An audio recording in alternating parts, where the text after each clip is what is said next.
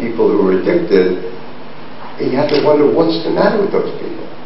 In fact, Hong Kong really set the standard some 30 years ago in saying, this is our goal, we can meet it, we will meet it, and in fact they did meet it. The tremendous resource that the methadone program in Hong Kong provides, and I think it's a resource that is invaluable in terms of dealing with the problem, is not just that over the course of these 30-some years it's been possible to reach out and to say anyone in Hong Kong who has a problem with narcotic addiction and is willing to accept treatment, we have it. But when there is a particular crisis, the system is so flexible that it can accommodate whatever the demand is. This is, as you see, an article from some 6 years ago where because of a tremendous shortage of heroin, from one year to the next, the number of people attending the methadone clinic increased by 15%. I have to tell you that in my own country, if there was a sudden increase in demand, it could not be met because we have a totally inflexible system. The same is true of a great many other countries. In Hong Kong, whatever the demand is, it will be met because that's been the commitment from the beginning, and it continues to be the commitment now. So what has been the consequence of this? First of all, when people have a medical condition, it's obvious one should try to provide treatment, but measured in terms of the general community's good. As you see, this is different types of spread of HIV. And you can see that over the course of 1984, this particular slide goes to 2002. The bottom line, I don't quite know what that color is, but that sort of greenish whatever, represents the number of cases of HIV/AIDS believed to have been spread through IV drug use, and it's absolutely minimal compared to the other forms of use.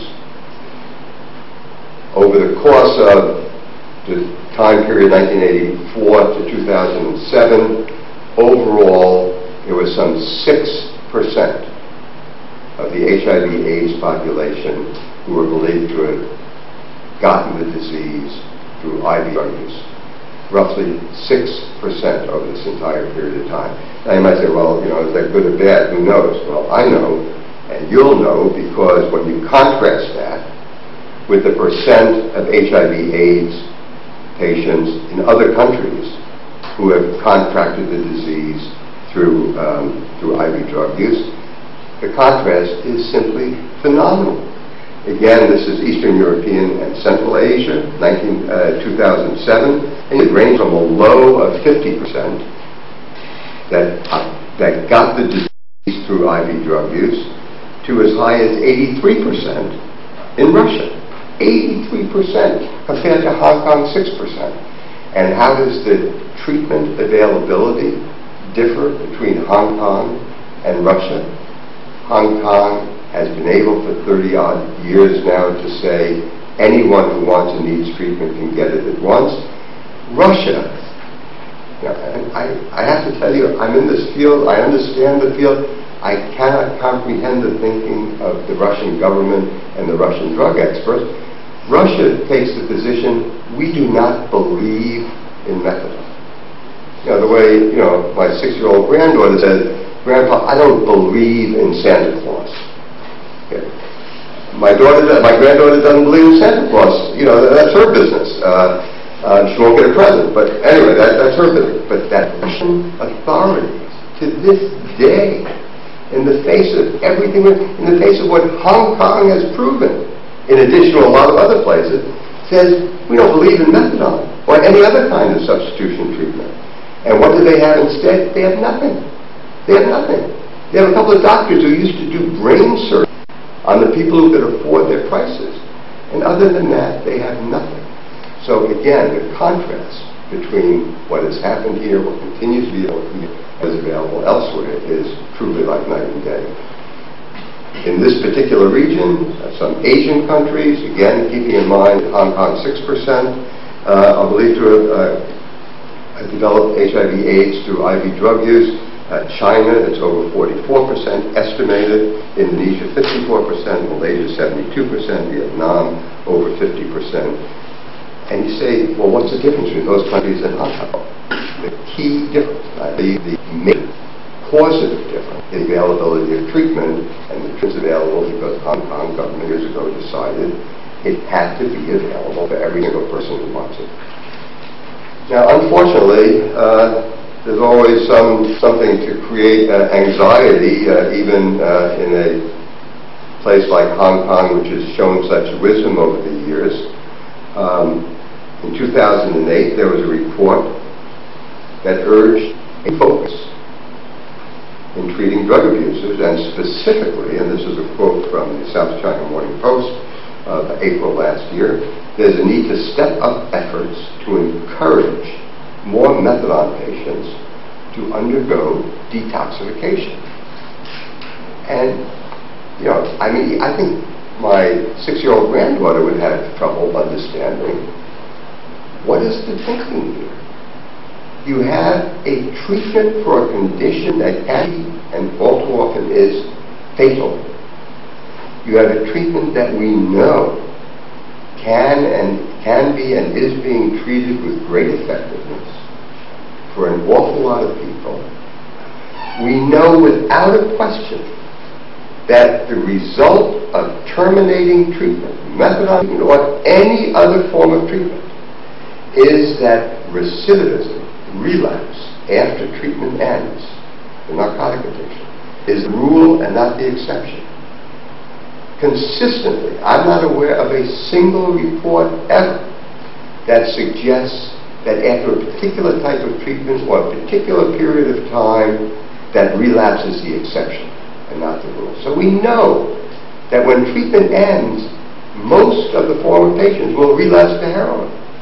So it's just incomprehensible to me that so many people, even in Hong Kong, where such pragmatic wisdom prevails, that there is a call for terminating treatment that's effective. It's unthinkable that we would do that in the case of epilepsy or Parkinson's disease. You say, oh, your uncle has Parkinson's, how's he doing? Since he's been on L-Dopa, he's doing wonderfully. Shaking stuff, absolute miracle. You say, well, when's he going to get off the medication? You say, what are you talking about? Why would he go off the medication? You say, well, if he can't go off the medication, then he still has the problem. And he said, yeah, exactly.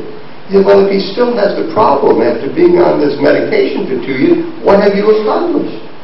I mean, again, it sounds so ridiculous when applied to any other disease.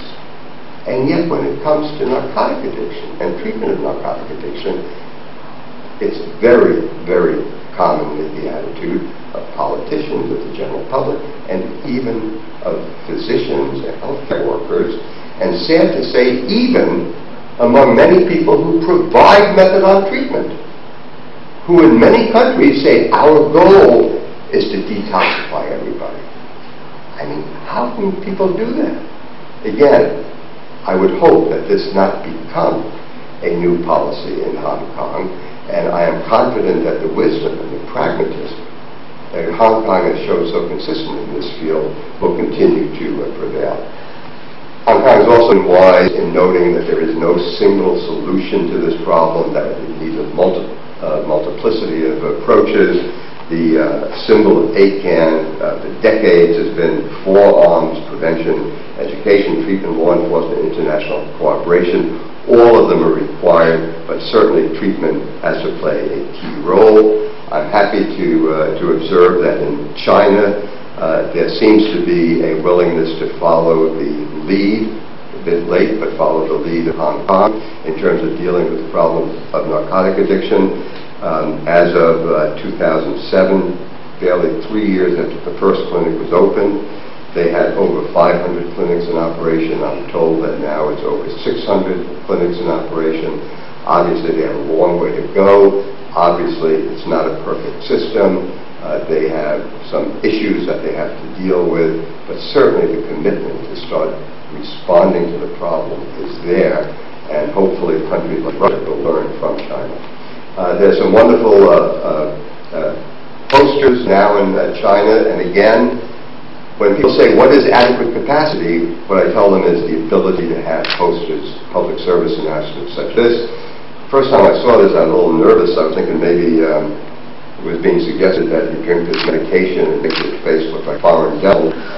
But I'm assured that, I don't know why this fellow has such round eyes, but I'm sure that's the message. Here again, you have to understand, people in other countries say, well, why is everything green? And everything is green because 35 years ago, somebody said, let's mix up the methadone in a green solution. I mean, I don't care, mix it up in a green solution. And ever since it's been in a green solution, now it's in a green solution in China. And Professor Lee told me that in other countries it's orange or brown or clear. And I was very proud to quote him, one of my favorite Deng Xiaoping quotations. It doesn't matter if the cat is yellow or if the cat is black, as long as it catches rats. And I don't care whether the methadone is green or pink or blue or any other color, as long as it's effective, and happily it is effective. I like this one in particular because, you know, people who don't understand methadone treatment, don't understand addiction, say, well, what do you really accomplish? You're just substituting one drug for another. Instead of the heroin, you give methadone, but it's all the same. And this shows literally, in black and white, the distinction between, on the left, the heroin user, and on the right, the patient who's taking the medication. And in fact, while methadone is itself a narcotic medication, the effect on the individual, and that's really the only thing that matters, the effect is literally like night and day, black and white. The one makes a socially productive life impossible, constantly threatens death, and the other one allows one to basically resume a productive, healthy life. Getting back to reality, the same doctor from New York 90 years ago that I quoted had another statement. He said, I basically refer to this, there exists at present no cure for the great number of narcotic addicts. That's true today, it was true then. Happily, with this particular condition, we do have a way to treat it and treat it effectively. And you're fortunate in living in a place where, in fact, that treatment capacity is being met. Let me stop